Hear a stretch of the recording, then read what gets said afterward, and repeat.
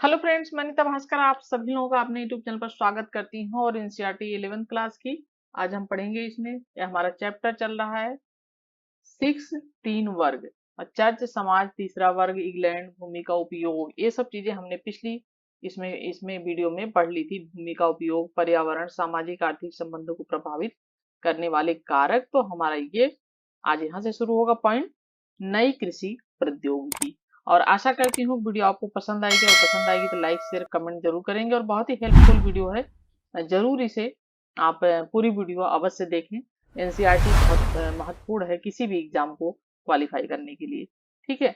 और चैनल पे नए हैं तो चैनल को सब्सक्राइब जरूर कर लें, बेल आइकन जरूर प्रेस कर लें, जिससे नई वीडियो की नोटिफिकेशन भी आपको मिलती रहे। और पसंद आने पर लाइक शेयर कमेंट अवश्य करें। तो चलिए शुरू करते हैं। नई कृषि प्रौद्योगिकी। तो 11वीं सदी तक विभिन्न प्रौद्योगिकियों में बदलाव के प्रमाण मिलते हैं। मूल रूप से लकड़ी के बने हल के स्थान पर क्या हुआ? पहले लकड़ी के हल थे, लेकिन लोहे के हल, लोहे के भारी नोक वाले हल जो है, हमने भी बचपन में देखा था लोहे के हल। तो सांचेदार पटरे का उपयोग होने लगा था, और ऐसे हल अधिक गहरा खोद सकते थे, क्योंकि लकड़ी के मुकाबले लोहे के हल जो थे वो अधिक अच्छी तरीके से जमीन को खोद सकते थे। और सांचेदार जो पटरे सही ढंग से ऊपरी मृदा को पलट सकते थे, और इसके फलस्वरूप भूमि में व्याप्त जो पौष्टिक तत्वों का उपयोग था वो बेहतर तरीके से होने लगा था। ठीक है। पशुओं को हलों में जोतने के तरीके में भी सुधार हुआ। ठीक है। गले के स्थान पर जुआ अब कंधों पर बांधा जाने लगा। पहले गले में बांधा जाता था, उसके बाद पशुओं के उसके कंधे में बांधा जाना लगा। इससे पशुओं को अधिक शक्ति मिलने लगी, क्योंकि गले पे उन पे प्रेशर ज्यादा होता होगा। घोड़े के खुरों पर अब लोहे की नाल लगाई जाने लगी, नहीं तो उनके खुर खुरच जाते थे, जिससे उनके खुर सुरक्षित हो गए लोहे की नाल लगाने से। कृषि के लिए वायु और जल शक्ति का उपयोग बहुतायत में होने लगा था। यूरोप में अन्न को, यानी जो अनाज होता था उसको पीसने और अंगूरों को निचोड़ने के लिए जल शक्ति और वायु शक्ति से चलने वाले कारखाने भी स्थापित होने लगे थे। यानी धीरे धीरे औद्योगिकरण की शुरुआत हो गई थी। भूमि के उपयोग के तरीके में भी बदलाव आने लगा। सबसे क्रांतिकारी था दो खेतों वाली व्यवस्था में तीन खेतों वाली व्यवस्था में परिवर्तन। ये बहुत इंपॉर्टेंट है, दो खेतों वाली। ठीक है, ये ध्यान रखें, मैंने एक क्वेश्चन देखा हुआ था शायद नेट में किसमें। तीन खेतों वाली व्यवस्था, ठीक है, तीन खेतों वाली। तो दो खेतों वाली व्यवस्था और तीन खेतों वाली व्यवस्था में परिवर्तन हुआ। इस व्यवस्था में कृषक 3 वर्षों में में से 2 वर्ष अपने खेत का उपयोग कर सकता था, बशर्ते वह एक फसल शरद ऋतु में, यानी ठंडियों का मौसम जो होता था, उसके 1.5 वर्ष पश्चात दूसरी बसंत में बोता था। ठीक है, जब बसंत का मौसम फरवरी से लेके आता है, जो मार्च तक का मौसम बसंत का। इसका अर्थ यह था कि कृषक अपनी जोतों को 3 खेतों में बांट सकते थे। वे मानव उपभोग के लिए एक खेत में शरद ऋतु में गेहूं, ठीक है, या राई यानी सरसों बो सकते थे। दूसरे में बसंत ऋतु में मनुष्य के उपभोग के लिए मटर, सेम, मसूर तथा घोड़ों के लिए जौ और बाजरा बो सकते थे। तीसरा खेत परती यानी खाली रखा जाता था। ठीक है, तीसरा जो खेत होता था वो खाली रखा जाता था, और प्रत्येक वर्ष में तीनों जो खेत होते थे उनका वो प्रयोग क्या करते थे, बदल बदल कर लेते थे। ठीक है, करते थे। इन सुधारों के कारण क्या हुआ, भूमि की प्रत्येक इकाई में होने वाली उत्पादन का तेजी से विकास हुआ, बढ़ोतरी बनी, उत्पादन अधिक होने लगा। भोजन की जो उपलब्धता थी वो दुगनी हो गई। पहले भोजन की बहुत कमी थी, जैसे कि आज वैज्ञानिक युग में बहुत अच्छी तरीके से खेती होती है और अधिक उत्पादन होता है, तब ऐसी स्थिति नहीं थी, बहुत मुश्किल था उत्पादन। तो मटर और सेम जैसे पौधों का अधिक उपयोग एक औसत यूरोपीय के आहार में अधिक प्रोटीन का हुआ, और उनके पशुओं के लिए अच्छे चारे की भी व्यवस्था हुई। फलस्वरूप कृषकों को बेहतर अवसर भी मिलने लगा। ठीक है, जो कृषक थे उनको अवसर भी अच्छा मिलने लगा काम करने के लिए।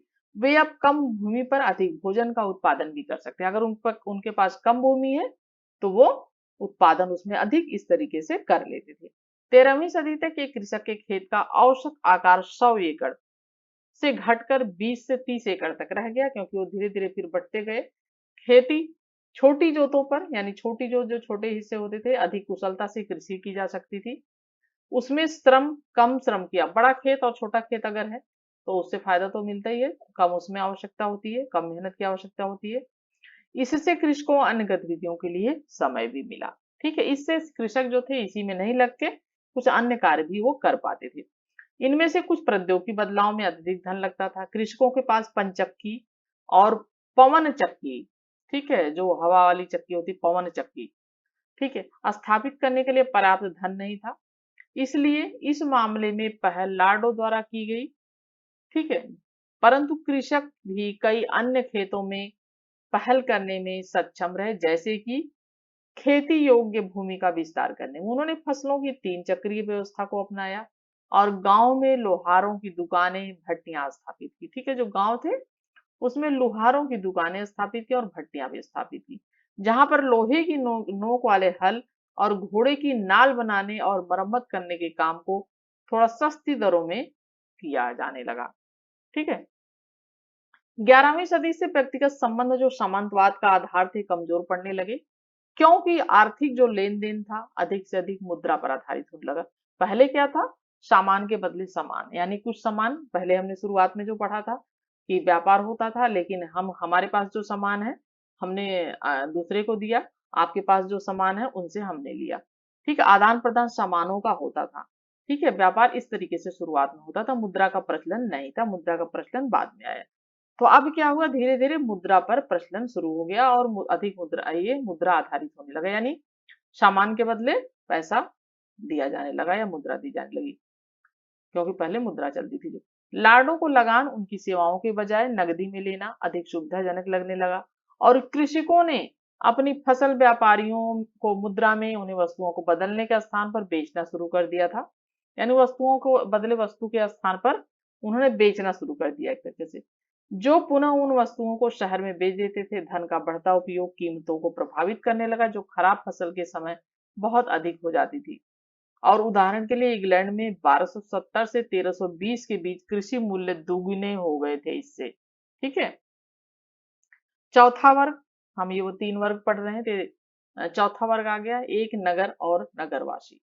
नए नगर और नगरवासी, कृषि में विस्तार के साथ ही उससे संबद्ध 3 क्षेत्रों जनसंख्या, व्यापार और नगरों का विस्तार हुआ। यूरोप की जनसंख्या में 1000 में लगभग 420 लाख थी, बढ़कर 1200 में लगभग 620 लाख और 1300 में ईस्वी में 730 लाख हो गई। बेहतर आहार का अर्थ लंबी जीवन अवधि था, यानी बेहतर जो आहार था उसका मतलब था लंबी जीवन अवधि। 13वीं सदी तक एक औसत यूरोपी 8वीं सदी की तुलना में 10 वर्ष अधिक जी सकता था, क्योंकि थोड़ा खाने पीने की व्यवस्था अच्छी हो गई थी।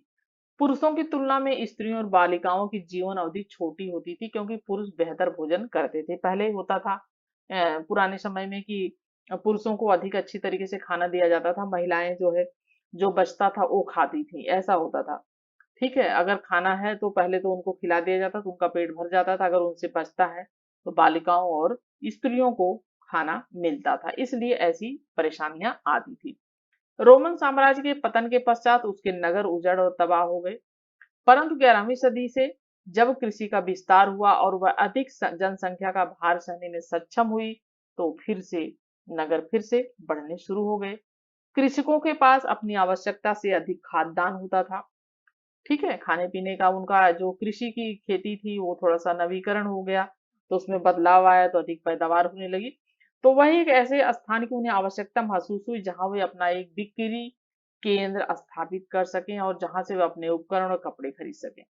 इस जरूरत ने जो मियादी हाट मेला था, ठीक है, हाट बाजार जो मेला था उसको इन्होंने क्या किया, बढ़ावा दिया, स्थानीय जो है मेले को, और छोटे विपणन केंद्रों का विकास किया, जिससे धीरे धीरे नगरों के लक्षण विकसित होने लगे। एक नगर चौक, चर्च, सड़कें, जहां पर व्यापारी घर और दुकानों का निर्माण कर सके, और एक कार्यालय जहां से नगर पर शासन करने वाले व्यक्ति मिल सके। दूसरे स्थानों पर नगरों का विकास बड़े दुर्गों, बिशपों की जागीरें और बड़े चर्चों के चारों तरफ क्या हुआ, होने लगा। नगरों में लोग सेवा के स्थान पर उन लार्डों को, जिनकी भूमि पर नगर बसे थे, जो लार्ड होते थे, कर देने लगे, यानी टैक्स। ठीक है, क्या देने लगे, टैक्स देने लगे।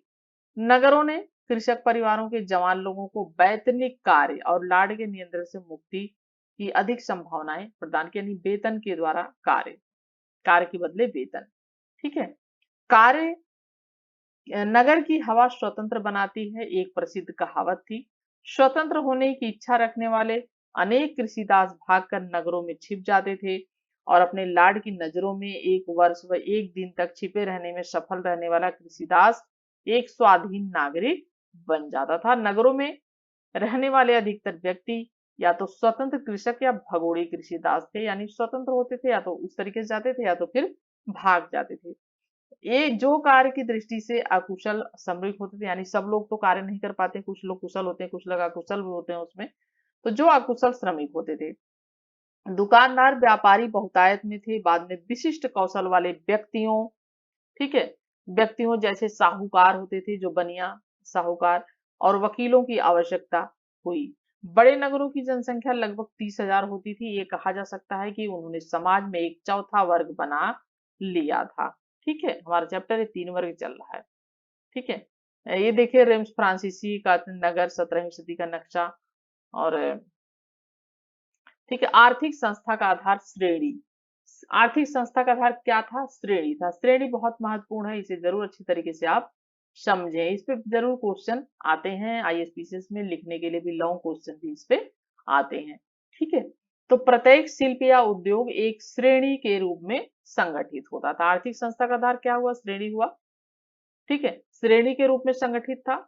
यह एक ऐसी संस्था थी, ठीक है, जो उत्पाद की गुणवत्ता, उसके मूल्य और बिक्री पर क्या करती थी? नियंत्रण रखती थी। गुणवत्ता पर नियंत्रण रखती थी, जो उत्पादन होता था उस पर नियंत्रण रखती थी, और जो उसका मूल्य होता था उस पर नियंत्रण रखती थी। ठीक है, और बिक्री पर भी नियंत्रण रखती थी। ठीक है, श्रेणी इतने काम करती थी, यानी सारे ही काम समझ ली। उत्पादन भी करती थी, पर भी नियंत्रण रखती थी, गुणवत्ता जो है उसकी उस पर भी नियंत्रण रखती थी, और उसके मूल्य पर भी नियंत्रण रखती थी, और बिक्री पर भी नियंत्रण। श्रेणी सभागार प्रत्येक नगर का आवश्यक अंग था। ठीक है, श्रेणी सभागार क्या कहते थे उसे? श्रेणी सभागार। ठीक है, श्रेणी सभागार। तो श्रेणी सभागार प्रत्येक नगर का एक क्या था? आवश्यक अंग था। और यह अनुष्ठानिक समारोहों के लिए, जो अनुष्ठान आदि होते थे, जो समारोह आदि होते थे, जहां गिल्डों के प्रधान औपचारिक रूप से क्या करते थे? मिला करते थे। पहरेदार नगर के चारों ओर गश्त लगाकर क्या करते थे? शांति स्थापित करते थे। ठीक है, चारों तरफ गश्त लगाते थे।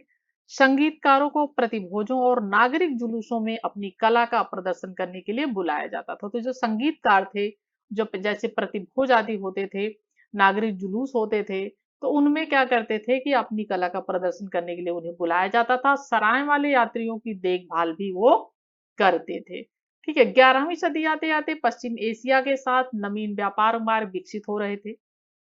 ठीक है, विषय 5 देखिएगा, A6 विषय चल रहा है तो 5 होगा उसमें। स्कैंडिनेविया के व्यापारी वस्त्र के बदले में फर और शिकारी बाज लेने के लिए उत्तरी सागर से दक्षिणी की समुद्र की यात्रा करते थे, और अंग्रेज व्यापारी रागा होता था, रागा बेचने के लिए आते थे। ठीक है, और जैसे मूंगा इस तरीके की चीजें होती हैं, रांगा होता था, एक धातु होती थी। तो 12वीं सदी तक फ्रांस में वाणिज्य और शिल्प विकसित होने लगा था। पहले दस्तकारों को एक मेनर से दूसरे मेनर में जाना पड़ता था। अब उन्हें एक स्थान पर बसना अधिक आसान लगा, और जहां वस्तुओं का उत्पादन किया सके। पहले तो उन्हें थोड़ा जाना पड़ता था, लेकिन अब उन्हें लगा कि एक ही स्थान पर बसा जाए और वस्तुओं का उत्पादन अधिक किया जाए, क्योंकि वस्तुओं का उत्पादन अब अधिक होने लगा था, और फिर अपनी आजीविका के लिए उनका व्यापार हो सके। जैसे जैसे नगरों की संख्या बढ़ने लगी थी, वैसे वैसे व्यापार का क्या हुआ? विस्तार होने लगा। ठीक है, व्यापार विस्तृत रूप लेने लगा, और नगर के व्यापारी अधिक अमीर और शक्तिशाली भी होने लगे, और अभिजात्य वर्ग यानी कुलीन वर्ग जो था कि प्रतिस्पर्धा उनसे करने लगे। ठीक है, कैथेड्रल नगर। और नेक्स्ट वीडियो में फिर हम यहाँ से पढ़ेंगे, और ये वाला पॉइंट शुरू करेंगे। और आशा करती हूँ वीडियो आपको अच्छी लगी होगी, पसंद आई होगी, आपके लिए हेल्पफुल साबित हुई होगी। और पसंद आए तो लाइक, शेयर, और चैनल को सब्सक्राइब कर लें अगर नए हैं तो। कमेंट जरूर करें। Thank you for watching video.